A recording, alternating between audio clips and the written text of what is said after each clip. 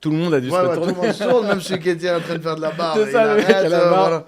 Et là, je monte sur scène, la pianiste qui voit un ours en train de monter pendant qu'ils étaient en train de saluer. J'étais très Trois quoi ému. 3 téléphones. 3 quoi?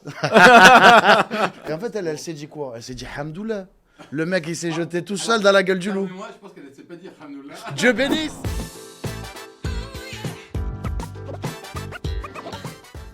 Je suis Samy Biazoni, je suis cadre dirigeant, entrepreneur et auteur.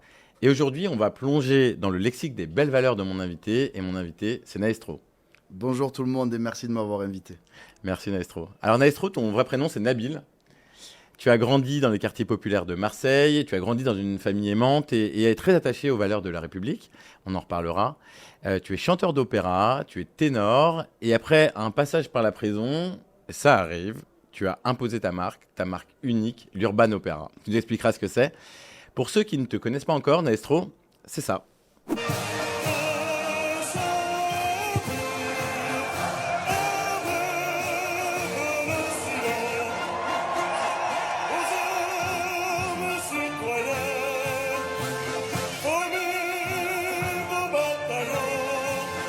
Alors Naestro, quand on te présente, on ne sait pas vraiment par où commencer. Tant ta vie est émaillée d'épisodes incroyables.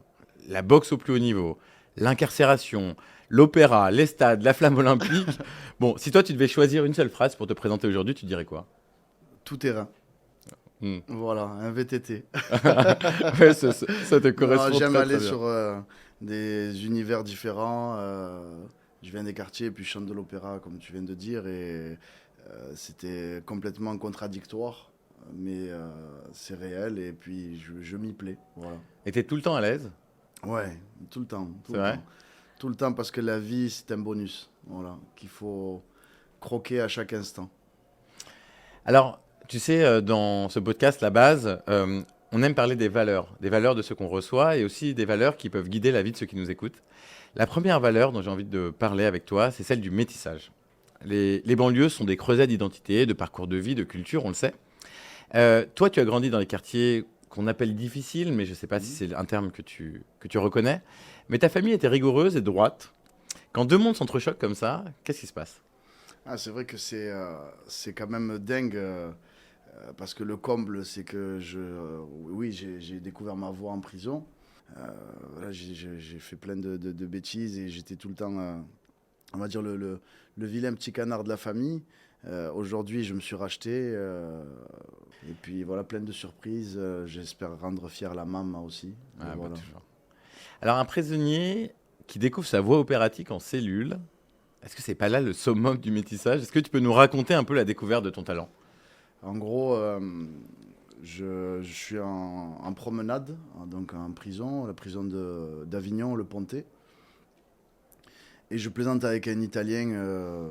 Je racontais une anecdote à des amis, qu'un détenu, donc mon co-détenu, l'Italien qui s'appelait Bruno, avait vu avec moi. Et puis il ne me croyait pas, les autres détenus. Je l'appelle. Je l'appelle une fois, deux fois, il répond pas parce qu'il était en train de discuter. Et là, pour attirer son attention, je balance les 3 mots que je connaissais d'opéra. Oh sole mio! Donc dans la prison. Et là, il se tourne. Attends, non, c'est pas. Il se tourne. Tout le monde a dû se Ouais, tout retourner. le monde se tourne, même celui qui était en train de faire de la barre. C'est Il ça, le mec arrête, à la barre. voilà. Là, celui qui était en train de jouer au foot s'arrête. Et là, il se tourne et il me dit, mais c'est incroyable. Et le chef de détention qui débarque. Donc, c'est d'ailleurs le sujet actuel, le métissage et le fait d'oser. Dans la vie, il faut oser. Parce que je vais vous donner un détail qui prouve qu'il faut oser. Le chef de détention arrive, demande qui a chanté. Donc moi, je dis, c'est moi. Il me dit, suis-moi dans mon bureau. J'ai pas voulu. Donc ça aurait pu s'arrêter là. Mm. J'y suis quand même allé. Arrivé dans son bureau, il m'offre des CD de Pavarotti que j'ai refusé.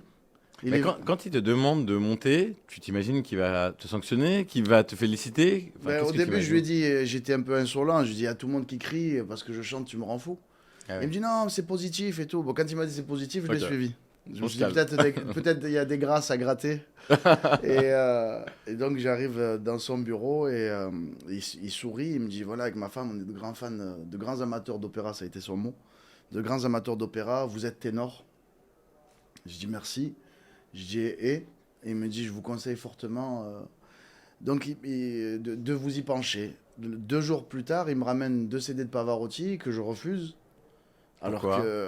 parce que j'étais en froid avec lui, en fait. Hmm. J'étais en froid avec lui parce qu'il m'avait pris 3 téléphones dans ma cellule. Et donc, j'étais Trois quoi? 3 téléphones. 3 quoi? Je sais, c'est interdit, mais... voilà. Et donc, j'étais Tu feras valider par BPI, moi j'aime bien. Ouais, ouais. Il m'amène donc 2 CD de Pavarotti que je refuse par fierté. Et c'est pour ça que je dis qu'il faut oser, parce qu'en fait, c'est l'Italien qui a dit non, non, on écoute et tout. Et là, quand il met le CD de Pavarotti, c'est un coffret avec 2 CD. Quand il met le premier CD, je découvre vraiment ce que c'est. J'étais comme un enfant qui découvre une Ferrari. Ah ouais. Et la Ferrari, j'ai envie de dire, c'est l'opéra, c'est la Ferrari de la musique. Wow. Voilà. C'est très joli. Mais t'avais jamais entendu vraiment d'opéra avant? En publicité. Hmm. Entendre en publicité de l'opéra, ça arrive, comme dans la publicité pour l'huile d'olive. Donc ça, on entend, mais quand on l'entend dans une pub, c'est pas pareil. Et puis le fait de le chanter, il y a des vibrations qui se créent, qui ne se créent pas à travers une télé ou un CD. Et malgré ça, quand j'ai écouté Pavarotti, ça m'a pris aux tripes, tu vois. Et à partir de là, j'ai plus lâché l'opéra. Et puis voilà. Alors, il y a un autre métissage que j'aimerais évoquer avec toi, c'est toi-même en fait. Je trouve que tu dégages une sorte de mélange entre la force et la douceur. Est-ce que ça te vient de ton éducation? C'est vraiment qui tu es? Comment t'expliques ça? Ah, moi, j'ai toujours eu ce côté nounours. Même Ouais. avec mon passé houleux, j'ai toujours été un gentil, poli, de par l'éducation de mes parents. Une éducation très stricte. C'est vrai que pour chanter, il faut ressentir des émotions. Et je pense que oui, ça vient de la maman, puisque ma mère chantait aussi. Et je pense qu'elle m'a transmis un peu ça. Et puis l'art lyrique est venu se poser comme une cerise sur le gâteau. Ouais, ouais. Si tu devais donner 3 conseils à nos auditeurs, à nos spectateurs, Ok. lesquels ce serait? Alors, je vais te proposer de te tourner vers la caméra. Ça servira pas à grand-chose Ok. à nos auditeurs, Donc je mais m'adresse directement à eux. nos spectateurs sont très contents. Et quels sont les 3 conseils de Naestro? Alors, le premier conseil, c'est de toujours oser, puisque depuis tout à l'heure, j'en parle, oser, oser, oser. Si on n'ose pas, il y a une expression qui le dit, qui ne tente rien n'a rien. Donc, il faut oser et tenter les choses sans se poser de questions, sans se dire, on va me juger, on va ceci, on va cela, parce que c'est ce qui coupe toute ambition, déjà. Deuxième conseil, de garder la tête sur les épaules. Ça veut dire, même si on a fait un parcours de malade, même si on a fait des choses de dingue dans la vie, il faut toujours rester humble et garder, voilà, garder le cap vers l'avant. Garder le cap vers l'avant. Et puis voilà, après, la modestie. 3e secret, la modestie. Voilà, la modestie, parce que ça gâche beaucoup d'artistes de ne pas être modeste. Je dis artiste, mais ça peut être, ici, c'est dans le cadre des entreprises. Un entrepreneur qui n'est pas modeste fait fuir les gens. Alors, la 2e valeur que tu défends, celle-là, elle est plus rare, c'est la discipline. Alors, bien évidemment, on parle de discipline de vie. Est-ce que tu peux m'expliquer pourquoi c'est important comme valeur? Pourquoi elle résonne en toi particulièrement? La discipline, parce que je l'ai eu via la boxe. J'ai été champion d'Europe en 2008. Donc la discipline, un boxeur sans discipline, ça prend pas de ceinture. Dans tout domaine, la discipline, c'est le plus important. Ça veut dire s'il n'y a pas de discipline, il n'y a pas de succès, il n'y a pas de réussite. Ça peut arriver avec du talent qu'on peut avoir plus que d'autres, mais la discipline, il faut qu'elle soit là. Alors, je dirais, moi, la discipline, c'est savoir aussi lutter contre ses propres démons, sa paresse, les distractions, les mauvaises influences. Est-ce que tu peux me raconter un moment d'abattement où elle a failli t'envahir en réalité cette mauvaise influence des autres ou ta propre paresse, mais que tu as réussi à surmonter? La première, déjà, c'est les fréquentations. Les fréquentations, déjà, ça part de là. Si on reste avec des gens qui tirent vers le bas, on reste en bas. Voilà. Et c'est vrai que j'ai eu tendance à côtoyer ces gens-là quand j'étais en bas. Et à un moment donné, on se réveille, on a un déclic. On se dit, c'est pas ma place, c'est plus là que je veux être. Et c'est là que la discipline et le réveil, c'est-à-dire qu'il faut se mettre des gifles et se réveiller et voilà, balayer, faire un ménage dans sa vie et avancer. D'où le fait que j'ai dit tout à l'heure, garder le cap vers l'avant. Alors, on va passer maintenant à une séquence que j'affectionne particulièrement. C'est celle de la fausse piste.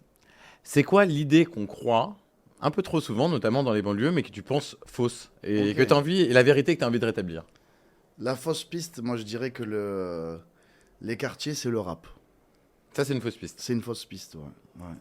Parce que je découvre moi-même un côté lyrique que jamais j'aurais cru avoir en moi, Mm. vraiment. J'ai d'autres exemples comme Paix à son âme, Pusher, il est décédé ça fait un petit moment maintenant. Mourad, le pianiste, je sais pas si tu as déjà entendu parler. Le mec, il joue du Mozart sans partition. Oui, c'est un génie C'était un naturel, génie. instinctif, ouais, Voilà, c'est. à l'oreille. Tu joues du Mozart sans partition. Ça veut dire qu'aujourd'hui, il n'y a que les pianistes hors pair qui arrivent à faire ça. On ne peut pas faire ça. Lui, il le joue comme ça. Enfin, il le jouait Pusher. Comme quoi, ça, pour moi, il faut. Je reviens toujours à ce truc de dire oser et se mélanger parce que on a le droit d'aller dans d'autres univers. Le quartier, c'est pas que le rap, c'est pas fermé. On a le droit d'aller voir ce qui se passe dans d'autres mondes et même de s'y trouver. Voilà. Très joli. Mais je suis totalement d'accord avec toi. Il faut non seulement avoir le droit, mais c'est un devoir en réalité d'être éclectique, c'est-à-dire d'aimer à la fois Mozart et PNL. Exactement. Alors j'ai envie de te proposer un petit jeu. Je sais que ta vie a été marquée par des événements très importants, mais alors, ce qui est surprenant, et on le disait au début, de nature complètement différente. Alors je vais te proposer des alternatives, l'un ou l'autre, et tu vas me dire ce qui a eu le plus d'impact. Alors tu verras, parfois c'est difficile. Vas-y. Est-ce que ce qui a eu le plus d'impact, c'est vice-champion du monde de karaté ou premier chant lyrique en cellule? Qu'est-ce qui a le plus changé ta vie? Ouais, le chant. Le chant. Le chant, parce que, à la limite, le karaté ou le MMA, quand j'ai fait champion d'Europe, c'est des choses que j'ai envie de dire, dans les quartiers, il y a beaucoup. Et quand on regarde les champions, Ouais. c'est vrai que c'est le rap, c'est la boxe. Puis c'est des trucs que je suis allé chercher. Alors que là, l'opéra est venu, il est venu à Venu à moi. toi, Voilà, ouais. il est venu à moi sans que je m'y attende, sans que. Ouais. Bella Ciao avec Gims ou chanter devant le président de la République au JO? Non, on chantait au JO. Moi, je suis dessus, je pensais que tu allais dire Gims. Non, surtout pas. Non, non, non, non, non, non, non. Et pour finir, ta première ovation télévisée ou ton premier million de streams, lequel a le plus changé ta vie? Le premier passage télé. Ouais. Ouais, le premier passage télé parce que C'était La France a un incroyable talent ou c'est ça, c'était- ouais, c'est ça. La France a un incroyable talent. J'ai été le seul au monde à choper 2 Golden Buzzer. Donc, Je me souviens, moi j'ai regardé. ouais, ben, merci.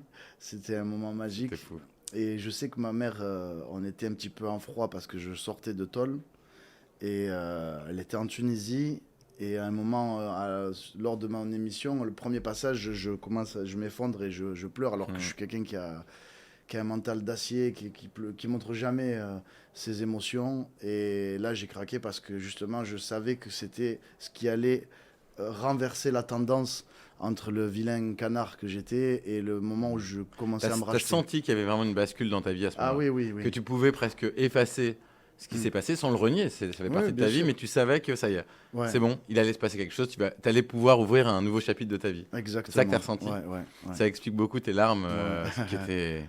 Moi, c'est un des moments de télé, j'aime beaucoup cette émission Merci. et je me souviens vraiment, tu avais surpris tout le monde en changeant de tenue vestimentaire et ensuite tu as scotché tout le monde dès que tu as commencé à chanter et puis il y a eu ce moment d'émotion incroyable où tout le monde était effondré. Maintenant, on comprend mieux pourquoi tu as pleuré. Merci. Dans les valeurs qui sont les tiennes, et c'est la troisième valeur que je voulais évoquer avec toi, c'est le fait de pouvoir s'élever au-dessus de sa condition. Alors, c'est un joli moteur, parfois c'est difficile. Je crois que tu as une anecdote assez intéressante la première fois que tu es allé à l'opéra. Tu pourrais nous la raconter? Ouais, première fois à l'opéra. Déjà, j'ai mes codes du quartier, plus mes codes de la boxe, plus les codes de Tolard, puisque je venais de sortir de Tôle. Et le chef de détention qui m'accompagne jusqu'à la sortie, il me serre la main, il me dit écoutez, ne lâchez pas. Ne lâchez surtout pas. Je dis ben, je vais aller à l'opéra là. Mais je lui ai dit, moi j'étais sérieux. Donc première chose que je fais, je vais voir ma famille. Ensuite, je vais en Italie déposer des fleurs sur la tombe de Pavarotti parce qu'il m'a accompagné pendant longtemps en cellule. Ah, je savais pas. Et c'était ma manière de me... D'accord. Il m'a apporté, Pavarotti, sans le vouloir, m'a apporté une liberté dans la cellule. Voilà, il m'a apporté un rayon de soleil, une évasion, voilà. Donc ça me tenait à cœur. Et ce qui me tenait à cœur aussi, c'était de découvrir un opéra. Donc là, je vais me rendre à l'opéra. Donc, Opéra de Marseille. Opéra de Marseille. J'arrive là-bas, je demande deux places pour le concert du soir. La femme qui s'est presque essayée, elle me dit mais enfin, c'est un récital, on ne dit pas un concert. Ah bon Donc je dis bah, deux places pour le concert de ce soir. Et elle me dit le prix, je dis je veux pas l'abonnement à l'année, tu vois. Oui, c'est ça. Je veux juste pour ce soir. J'ai pas dit 200, voilà, j'ai dit 2 s'il vous plaît. Elle me dit non, c'est les prix. Je dis ben mettez-moi à la place du pauvre au fond. Et donc je regarde ce concert et tout, donc ce récital. Et j'avais ce truc un peu comme quand je voyais un boxeur avec qui j'allais tomber, tu vois. C'est-à-dire je regardais attentivement les moindres détails des déplacements, du placement de voix. En fait, je comparais tout à la boxe, mais dans un autre univers, tu vois. Ouais. Et là, je vois que ça va. Je vois que je peux tenir la route et tout. Je vois que sans technique, je peux y aller. Le concert, le récital se finit. Les gens applaudissent. Standing ovation.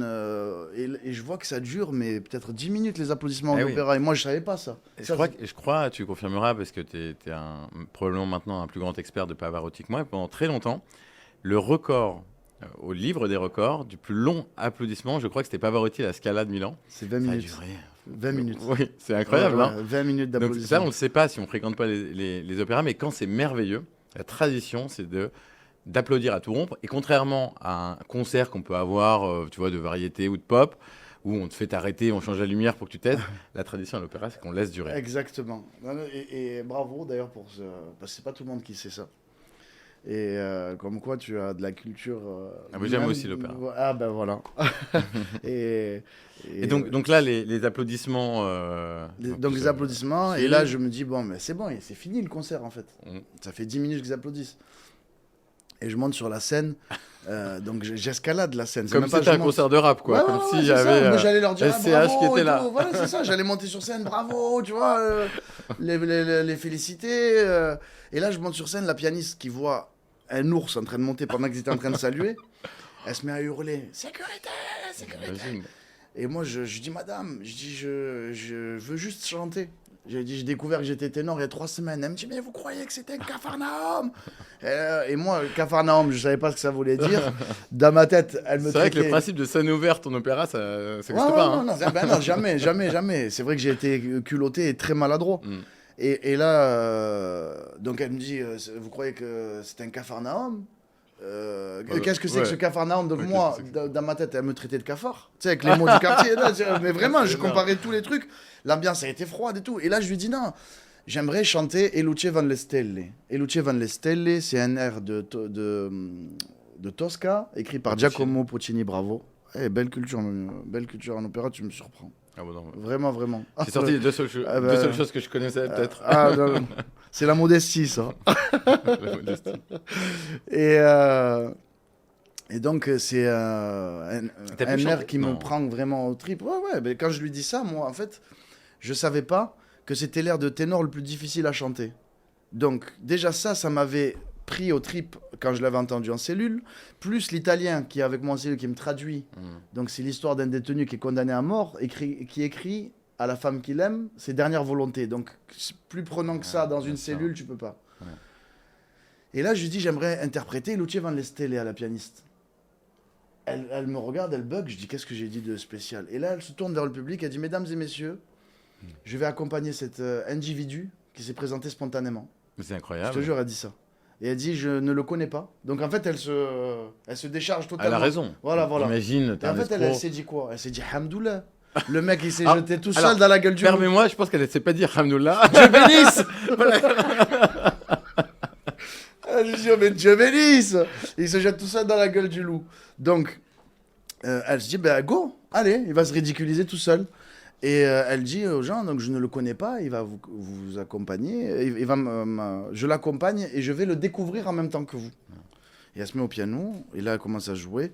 Les premières notes, donc c'est très bas, je chante en bas, et je vois dans son regard que, en jouant, elle se dit, ah ouais, peut-être que, tu vois, peut-être, à voir la suite, parce qu'après ça monte, ça monte, ça monte.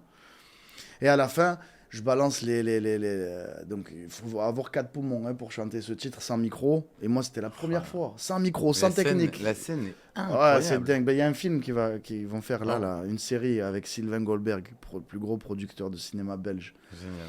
Et donc, je balance la dernière note, pensant qu'elle n'allait pas passer, que j'allais pas avoir assez de souffle. Elle passe. Et vraiment, même, elle passe à me surprendre moi-même, tu vois. Et là, je regarde la pianiste qui devait finir des derniers accords et elle jouait avec des larmes qui coulent sur ses joues. Ah non, c'était dingue, c'était dingue. Et cette scène-là, c'est une scène que j'oublierai jamais. Ah, ben Aujourd'hui, le comble, c'est que cette pianiste m'accompagne souvent sur scène. c'est une histoire sublime. Et elle illustre aussi la puissance de la musique, la puissance de l'art, Grave. comment ça transcende et ça change des vies. Alors, on va jouer un petit jeu. Je vais te proposer des punchlines, ou alors on appelle ça aussi des aphorismes, c'est-à-dire des phrases, des citations, et puis tu vas me dire rapidement si tu es d'accord ou pas d'accord. La première, c'est la suivante. Certaines relations sont néfastes, parfois les chemins se séparent entre les gens, mais les erreurs se réparent. Est-ce que tu es d'accord ou pas d'accord? Totalement d'accord. Donc toi, tu es plutôt quelqu'un qui pardonne. Ouais. L'erreur se répare. Après, il faut voir le fond de la personne. Si vraiment la personne, elle veut réparer l'erreur ou si c'est fake. C'est sincère. C'est Oui. surtout, voilà, il faut que ce soit sincère. Et ça, à ton avis, c'est Jean-Jacques Rousseau ou c'est Orelsan qui l'a dit? Je pense que c'est Rousseau. Non, c'est Orelsan. C'est Orelsan. La D'accord, chanson d'accord. épilogue de l'album La fête est finie. Ok. Mais c'est une jolie phrase. Ça montre que, C'était tellement une belle phrase c'est que un je bel pensais auteur. que ça venait d'un écrivain. Deuxième phrase, fais de ta vie un rêve et d'un rêve une réalité. D'accord ou pas d'accord? Totalement d'accord. Bon, ça c'est vraiment toi. Ouais, totalement d'accord. C'est vraiment toi. Il faut croire en ses rêves et surtout quand on raconte un rêve, si la personne en face ne rigole pas, c'est que c'est pas assez fort. Ah bon? Ouais, il faut que ça la soit personne, fou. il faut que ce soit fou. Il faut que les gens ils disent mais t'as craqué, t'es taré. Donc toi, Et là il faut y aller. escalade Milan et 30 minutes d'applaudissements. Voilà. C'est ça la prochaine. Ça c'est, je vais le faire. Et je te promets que je serai là. Merci. Antoine de Saint-Exupéry ou Diams? Qui a dit cette phrase? James, j'aime beaucoup James. Ça aurait pu être Diams parce qu'il écrit très bien, mais c'est Syntex. Alors en fait, c'est Pierre Curie, mais on l'attribue souvent à Ok, Saint-Exupéry. bon, 2 erreurs. Ouais, alors je te laisse une dernière chance. Le seul moyen de se délivrer d'une tentation, c'est d'y céder. À moitié d'accord. Pourquoi? À moitié d'accord parce que des fois la tentation peut être mauvaise Eh oui. et il faut pas y céder. Ouais. Voilà. Ouais, Euh, tu as raison. Et c'est- qui nous a dit ça? C'est Caris ou c'est Oscar Wilde? Non, le deuxième. C'est Oscar Wilde? Ouais. Bravo, bravo. Ah, T'as réussi c'est à te bon. piéger. 1 sur 3. Dommage parce que Caris aurait pu le dire. Allez, on va passer à la dernière valeur. Tu en as déjà parlé, c'est la valeur d'humilité. Ouais. Je pense qu'elle te caractérise bien. Alors c'est drôle, je vais te confier quelque chose.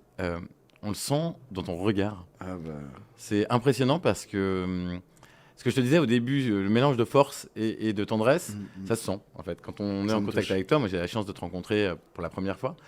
Et on se dit pas, non, il dit l'humilité parce que ça fait bien. Je Ah non, crois que c'est c'est sincère. sincère. Ouais, ouais, ouais, c'est je très crois que c'est sincère. sincère. C'est très sincère puisque j'ai été champion d'Europe 2007 et j'ai toujours gardé la tête sur les épaules. J'ai jamais voulu faire de trash talk comme les combattants. Quand j'avais un trash talk en face, je répondais simplement que c'est pas la bouche qui va parler demain, c'est les poings. Ouais, ouais. Donc à demain dans la cage. Mais et je pense que ça vient rajouter une force. Et je vais même te dire mieux, c'est que quand je tombais sur un combattant qui n'était pas modeste, ben j'avais pas peur. Parce que je savais qu'il allait perdre. Et tu penses que plus on parle, Plus on Bon, parle, on moins on assure. en fait. Comme dit le proverbe français. ouais, c'est possible. Bon, bah j'aurais plus peur quand des gens me chauffent en MMA. Voilà. Non, si, je crois que j'ai quand même peur.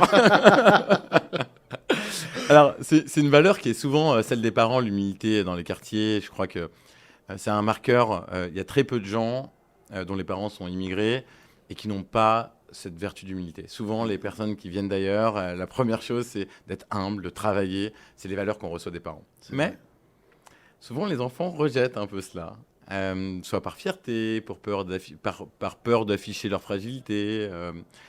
Comment t'expliques ça? Pourquoi on se nourrit pas de ce joli cadeau que les parents pourraient nous donner quand on est plus Je jeune? pense que c'est un effet de génération aussi. Génération un peu Internet, tout ça, tous les jeunes, tout ce qu'ils voient. Et nos parents n'avaient pas ça. Nos parents, ils se tenaient qu'à une chose, c'était l'éducation que les parents avaient. Aujourd'hui, les jeunes se tiennent à l'éducation, oui, des parents, mais l'éducation réseau. Et les réseaux, c'est vrai que ça frime beaucoup. C'est mon avis. Ouais, Ce n'est que mon avis. Même si tout le monde s'en fiche, je parle pas comme ça. Si j'avais vu La Vie riche. Non, La vie mais- est belle, destin sans Voilà. écart. Mais, C'est né sous la même étoile d'Ayam pour ceux qui n'avaient pas la ref. exactement. Mais voilà, ce n'est que mon avis. Et d'où te vient, toi, ton sens de l'humilité? Juste de L'éducation. l'absence des réseaux sociaux ou il y a Moi, quelque chose de plus? J'étais pas réseaux sociaux du tout. L'éducation de mes parents, ils étaient contre ça. Ils étaient contre un trash talk, contre se faire remarquer, contre tout. D'où le fait d'ailleurs que mes frères marchent droit et que moi j'ai eu un parcours. Bon, c'est un accident de parcours, voilà. comme ça peut arriver dans une C'est vie. ça, L'important, c'est c'est de le réaliser, dépasser C'est ça. bravo, comme on a dit tout à l'heure, se rattraper. Et tant que bien sûr, l'erreur n'est pas grave. Voilà. Voilà. Oui, on va pas entrer dans les détails de ta condamnation, mais voilà, t'as tué personne. C'est ça, voilà. c'est ça. Bon. Je regrette d'avoir. Je le dis clairement, je l'assume pleinement. Je suis rentré pour stup. Dans les quartiers, on voit ça tout le temps. On voit ça, c'est très facile, c'est hyper facile de se faire influencer, malheureusement. Et j'ai été faible. Pour moi, c'est être faible de foncer dans la tentation, comme on a dit aussi tout à l'heure. C'est pour ça qu'il ne faut pas y aller n'importe comment. Les tentations, il faut qu'elles soient positives. Voilà. C'est positive. Et alors, je crois qu'un jour, un ancien collègue du quartier t'a arrêté dans la rue et t'a dit quelque chose comme « Frère, t'as changé dans le bon sens ». Ça t'a fait quoi? Ça m'a touché parce que c'est quelqu'un qui a vu mon parcours, qui était en plein dedans quand j'étais un peu taré. Et venant de cette personne-là, ça m'a touché doublement parce que mes frères se plaignaient de moi aussi dans l'entourage et il a fait partie des gens à qui mes frères se sont plaints. Donc, qui est venu me rapporter l'info, tes frères se plaignent, Nabil, faut que tu te ressaisisses. Donc, quand il est venu me voir, qu'il m'a dit vraiment, Nabil, tellement fier de ce que tu es devenu, tellement... ça m'a beaucoup touché parce que c'est le fait d'avoir vécu ça en plein cœur de l'action. Je pense que ça a rendu sa phrase beaucoup plus forte. Voilà. C'est très joli. Alors, merci pour ce joli voyage dans ta vie, Maestro. Merci à vous. Merci, Nabil. Alors, je retiens notre échange des 4 principes qui t'animent: le métissage, la discipline, le pouvoir de s'élever et l'humilité. Alors, ces principes, ils n'appartiennent pas à la banlieue. Ce sont les tiens, mais ils n'appartiennent pas à la banlieue. Toutefois, je pense qu'ils y trouvent des résonances particulières. La banlieue, ce n'est pas un territoire comme un autre. Et finalement, le métissage, c'est finalement ce qu'on rencontre au quotidien. L'humilité, un atout. Et puis, s'élever, exercer la discipline. Tout ça, ce sont des petits cadeaux que tu as fait à nos auditeurs. Donc, je te remercie encore une fois pour ça. Et puis, même au-delà, en réalité, je pense que ce sont des éléments de recette d'une vie bonne et plus digne d'être vécue. Et comme le veut la tradition, je vais te laisser conclure, mais pas n'importe comment. J'aimerais que tu puisses conclure par quelques notes de chant. Ah, avec plaisir. Qu'est-ce que tu veux que je interprète? Un Caruso? Ah bah. Caruso. C'est pas un morceau de Caruso, c'est pas baryton plutôt? Non, ténor. Pavarotti chante Caruso. C'est vrai, bien sûr, tu as raison. Te voglio bene, sai, ma tanto bene, sai, è una catena ormai, che scioglie sangue te bene, sai. Magnifique. Merci beaucoup. Merci, c'était incroyable. Merci. Avec plaisir.